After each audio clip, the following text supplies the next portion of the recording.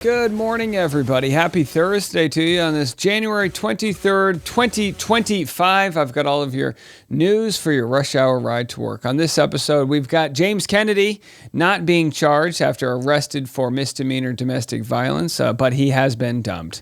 I think dumped. Well, he broke up with his girlfriend, to say the least. We'll share what Allie had to say.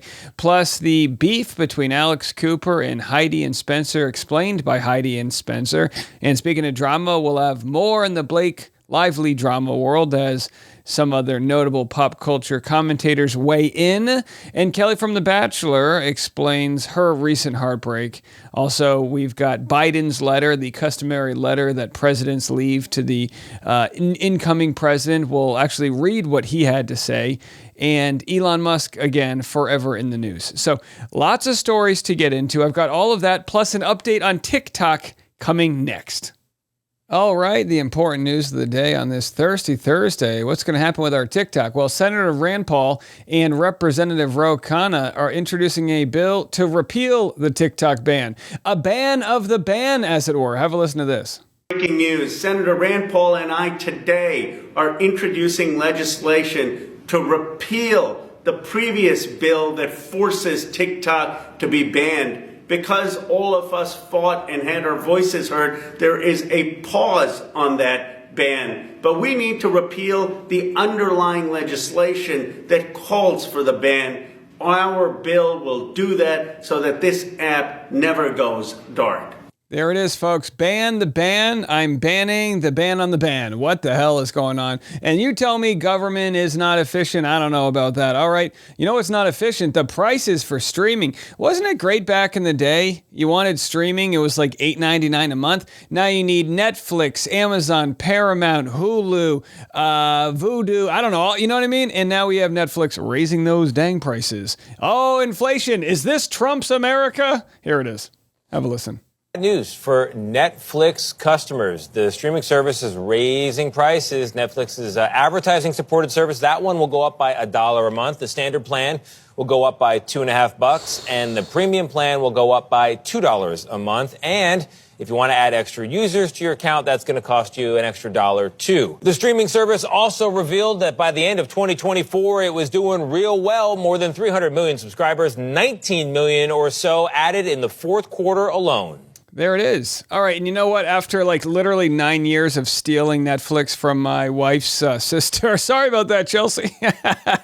We finally had to get our own. We lost the password. And I'm going through Netflix, and like the cheap version was the version that has ads in it. And I was like, honey, we're going to get the cheap version. And then like 3 minutes in, there was an ad. I was like, F this, we're out of here. I was the same way with Spotify. Shout out to my bros out there who had the free version of Spotify trying to make love. And then all of a sudden, you get a Delta Dental commercial, do you need insurance for your cavities? And you're like, I'm not going to pleasure this lady to advertisements. And that's what Spotify knows. They know the exact moment that you do not want to hear an ad, and then they slide it in.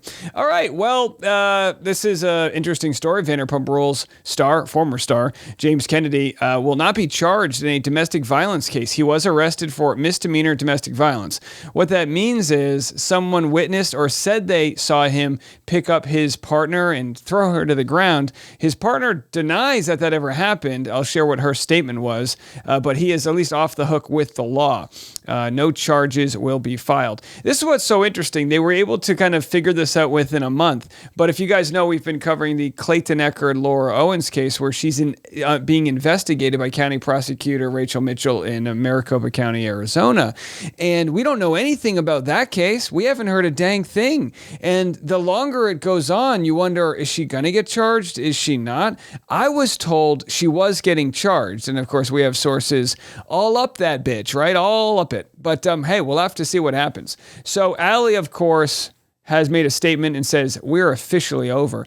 And so whether or not she admits that there was any abuse that happened, or maybe there wasn't, we really don't know, but that's what someone reported when they called the cops on them. Whether that was actually the case, she did mention his relapse. Of course, he's been sober.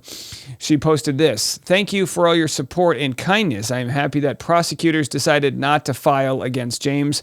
as I never desired criminal charges. We had an argument outside of his home related to him drinking again. However, I was not physically hurt. I was shocked by the headlines and disheartened by how the event was portrayed. We are no longer together, but I'll always support James and wish him the best with his sobriety and healing. Thank you for your understanding. And with all due respect, I mean, don't be shocked by the headlines. Somebody called the cops on him. So clearly something went down. And again, we live in these tight-knit communities and, every home's kind of on top of each other. So I'm sure, having seen how he acts, he was probably belligerent and probably very loud. And, we need more people out there, whistleblowers and people to call if there is duress, and let the cops work it out. Better safe than sorry, you know what I mean?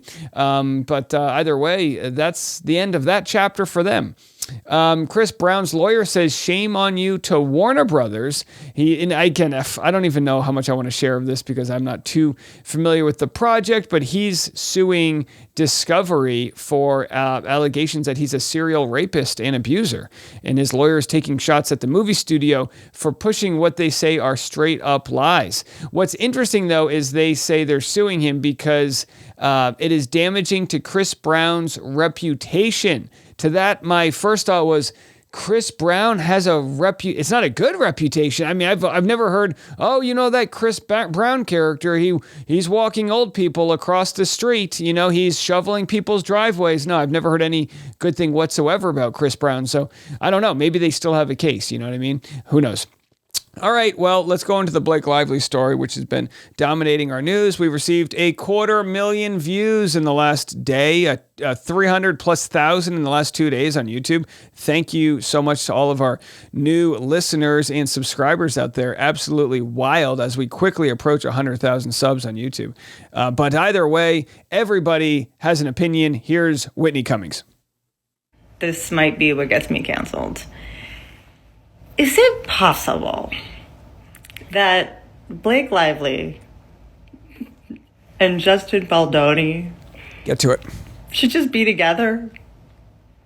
I mean, I remember when the Johnny Depp Amber Heard thing was happening. Halfway through, I was kind of like, wait a minute, should you guys just get back together? Is that what you're doing? I mean, leave it to a comedian to propose the most toxic of solutions. Now, whether or not they have chemistry, of course they did. They had great chemistry, but clearly other factors were not working out. Some people have proposed, and again, I'm not proposing this. I have no insider information, but some people have proposed that maybe there was some feelings being caught between Blake Lively and Justin Baldoni. Others say maybe she was in love with him and it didn't reciprocate. I think that's a stretch. I really do. I mean, they are actors who get paid a lot of money to look like they're falling in love with someone on camera. Is this a court date is a date. Did you guys just need an excuse to see each other? It kind of feels like you're still in love. What is this? Is this your kink? Dragging all of us into, watching you two fight? Okay, I think I got it. I think I might got it. Why am I so close? Why? Get away. Get off me. Get to it. I think I got it. What if there's all these movie star actors that really just want to be TV stars and do legal, this could be the only way that Blake Lively could be in a legal drama. All right, she's a trash take, Whitney. Trash take. Either way, A for effort. Here's an interesting take here. This is H3 discussing the Blake Lively accusations. This after they watched the scene that Justin Baldoni shared that kind of was his way of showing, hey, I wasn't being a creep. Have a listen. What is not said, what I'm about to share with you, the part that's not said might be the most interesting part. But however she's acting is not the action of someone that hates her co-star. Or she's hiding it really well. But it's made it sound like they were openly hostile to each other in her suit. Something that I was really confused about when reading this is just what, and it also contributes to the romantic theory that people are talking about, is just where did it shift? Where was the moment where their relationship, was it always was it always this hostile? Because no, we have text conversations that we'll get to where they. By the way, I don't know who their like producer assistant is here, but I love the energy. That bright rougey makeup. There's neon lights behind them. Can somebody get me on H3 podcast? I would hit it off with these guys. Absolutely love it. They cover The Bachelor. I've met some of the producers here. Fantastic show. And look at this. They just casually throw off these 4-hour-long episodes. Either way, the question she's asking is, what could have set this off? And we have a very logical answer. They send each other really long things like supporting each other and praising each other. So like what happened? What is the moment? And I personally think that it's the fact I'm not going to say that. So then she doesn't say it. She's got a big theory. Tell us. Slide into our DMs. What's the theory? So she has this theory she's not willing to share, which makes me really interested. Does she know something? Reading through his lawsuit, I got the idea that it was whenever she tried to first rewrite a scene. That makes sense. Scene. Yeah. It's just her talking out of turn too many times. I mean, he's the director. Like, you can listen to the actor, but ultimately it's his decision, right? Like, you can see even in this scene, she's being super pushy about the direction. And I mean, look, he's the director. It's his call. Now, H3, Ethan's got a fantastic point here. She's being super pushy. She's telling him where his mark is. She's trying to tell him about the lighting. I mean, you hate to call somebody a control freak. I understand like the anxiety that comes when you're on a show. My wife had a great idea. She was saying, well, what if Blake Lively feels like she's been in the industry longer than these guys and feels like she doesn't want them to mess it up? That always happens. But in the end, these movies are run like the military. It's like top down chain of command. And she wasn't the director. It wasn't her thing to demand. And so maybe she felt like she needed to take control of it. And look, you got to take control of it without the collateral damage that happened. Again, these are all speculations, but, hey, leave it to audiences to wonder, because it's one of the most interesting stories of the year. All right, let's get to some Bachelor content. It's been a tough year, to say the least, for Kelly Flanagan. Her father just passed away, and she's dealing with heartbreak. So now she is on the Almost Famous podcast. Here's a clip. The podcast is live. You can go have a listen to the full thing. But here's our good pal Kelly Flanagan discussing her recent breakup. I went through a really, really bad breakup. I looked back and the information that I was finding out a lot through social media. I have never had this amount of people reach out to me to tell me like who I was dating and like what was going on behind my backs or who they were truly. I was with this person for almost like a year and a half, and I was just like, I in my own head gathered like, oh, this is who that person is.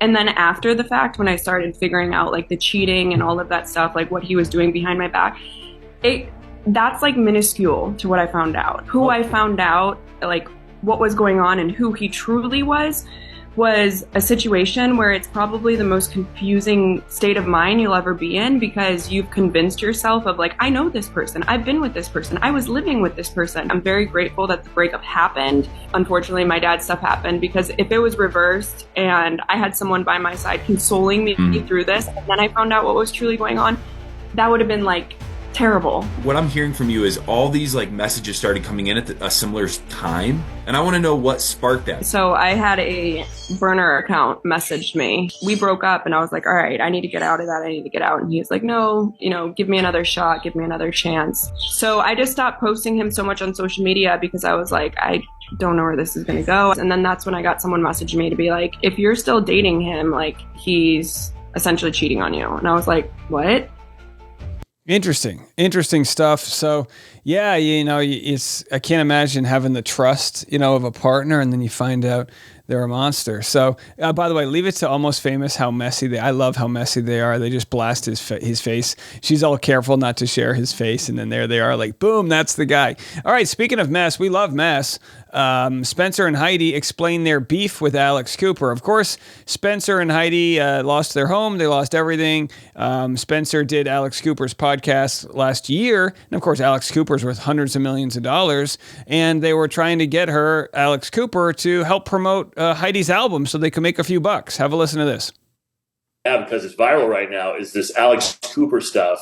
There was the clip of you on Call Her Daddy. Was that... Here's where I'm confused, because she disrespected you, I thought, and you stood up and walked out. And then it's like, well... Which, by the way, that was clearly like fabricated. It was a promo video. why aren't you helping us promote this thing? Was that a stunt? Like, were you messing around, or are you guys really friends, or like, what's the real story there? So when she initially asked on that, like, hey, can I do this skit with you? And she said all that stuff to get my reaction, it was kind of like a way for her to say that stuff without like having a real problem. So then I was like, oh, okay. Then I did my skit back and she didn't use that because mine was as real as what she said. And then she's like, can you do that again? Maybe like, so she made me do a take 2. And I was fine with it because I was like, people will listen to the podcast. What I didn't get is nobody actually listened to the podcast. They just saw the clip of her saying all these things about me. So, so Spencer Pratt basically got duped just like he used to get duped when it was reality TV. He played into the part and then people didn't even bother listening to the reality of it. Regardless of that, it is what it is. Since then, I've been a supporter and everything. And so when this all happened and I'm messaging every single person in my contact, like, please, we need any support we get, just use this TikTok sound. And she didn't respond and I kept my message. And then she finally wrote like, we have a lot of people displaced at our house right now, a lot going on. So I text her husband like, hey, we don't have a house and my parents' house burned down and we need every stream and support we can get. Like, I really need this.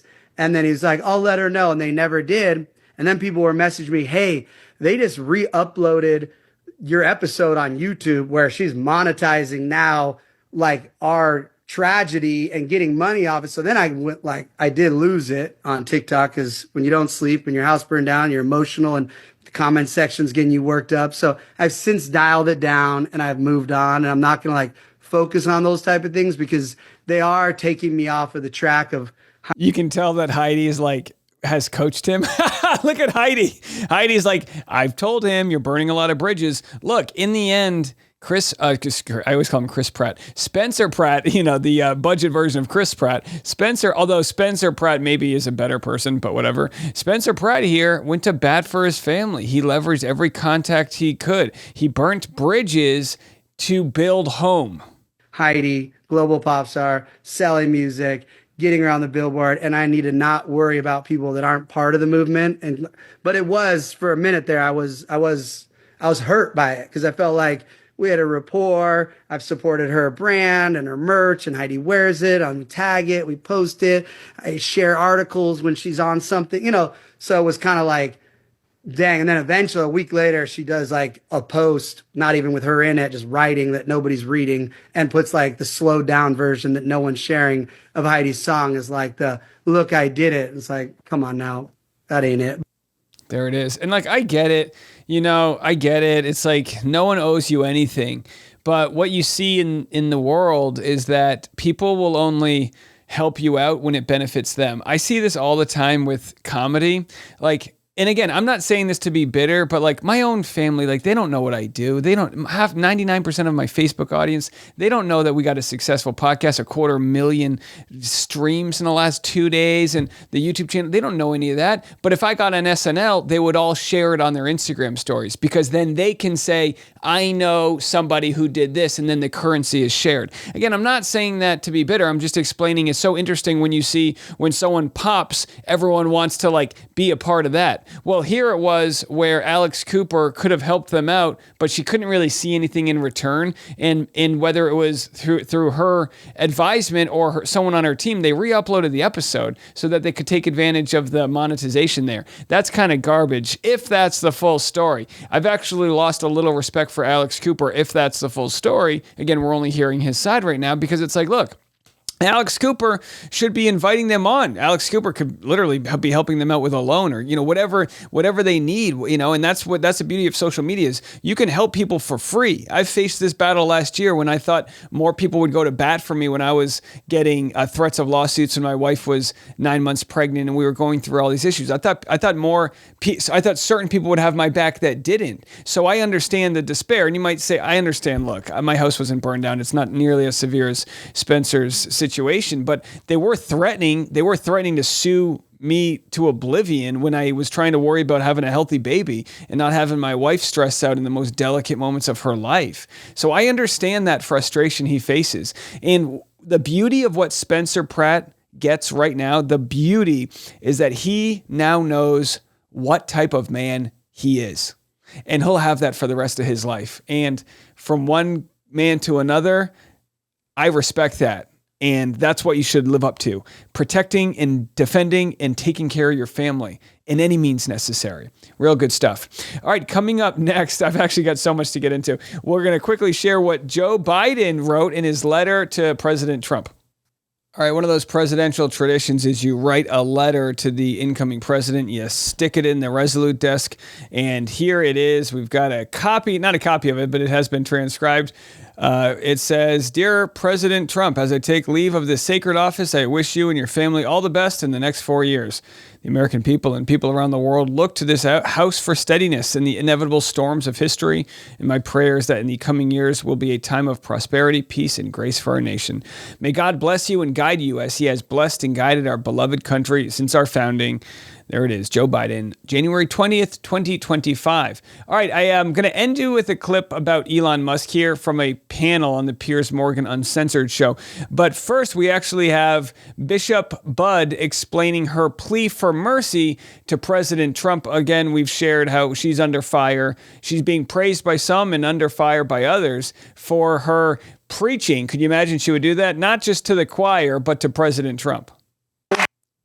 Decide to use that opportunity for this message, or didn't you have any apprehension about it? My response, thank you, first of all, for allowing me to be with you today.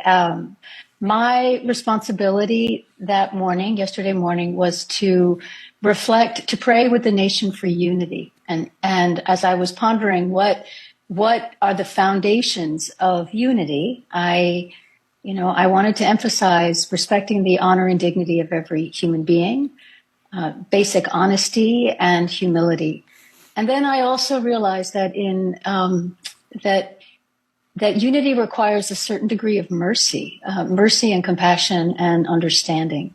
And so knowing that a lot of people, as I said, in our country right now are really scared, I wanted to take the opportunity in the context of that of service for unity to say we need to treat everyone with dignity, and we need to be merciful. And I was trying to counter the narrative that is so divisive and polarizing, and in which real people are being harmed.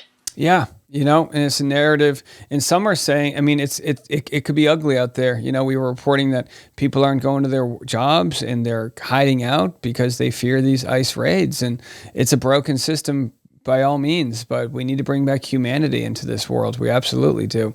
And here's an interesting clip for you guys. This is Tim Miller on Piers Morgan show as a panelist, sort of discussing the biggest problem with having the richest man in the world, that being Elon Musk, who receives money as a government contractor, being able to make decisions in the White House. It's a very dangerous sort of predicament. So let's just listen to this and take it for what it's worth. Tim Miller is a Republican who is, I guess, a self-proclaimed never-Trumper. But, these people, they go, oh, you got Trump derangement syndrome. This guy's a standard Republican, and he's like sort of surprised that nobody else is calling out Elon Musk for using a media platform to really benefit one political party. American system works. That is wild. Please show me an example of this. The largest donor is the largest government contractor is now in the West Wing. That is insane. That is not how the American system works. And I guess if you go back to the Gilded Age of Rockefellers, but the idea that one of the richest men in the world who also gets money from the government is now going to be deciding how the government spends money, that is not how the American system works. It is obviously they've only been in 2 days, so we'll see. But the potential for corruption and influence there is unprecedented in post-war. So anyway, no lies told there. The potential for corruption, unprecedented. Look, folks, I'm kind of like a First Amendment hawk, right? I'm a comic. I think it's good to have these types of conversations where you have, a libertarian, Republican, Democrat, British dude. They're all talking, right? Talking is good. It's a good way to expose lies and grifts and share common sense. The issue is when you double down on your side versus the other, you leave out and you cause a wake of destruction to the Constitution in America. And we need to just ditch the old, like, well, my side must be the right side. For everyone who is like so politically aligned with Trump, it's like, good. Now hold him to everything you want. Don't people care more about getting the price of groceries down? We don't really care about going to Mars right now, right? We have a lot of crises that he said he's going to fix. On day one, the Ukraine war is supposed to end. Now, of course, we knew this wouldn't all happen, but like, let's keep our eyes on the prize. I don't care what side of the aisle you're on. Now, this is who we have in the government, and let's demand that they look after the things that are important, which to me would be, trying to take care of as many Americans as possible. Just a thought. Okie dokie. We'll see how it all goes. All right. I got a lot of content coming your way today. So I'll be live on Patreon, 10 a.m., patreon.com/Dave Neal for behind the scenes content. I'm sure we'll have a Justin Baldoni video as news continues to drop. So stay tuned for that. And then we'll be back this afternoon as we are every day, twice a day. I'm Dave Neal. This is The Rush.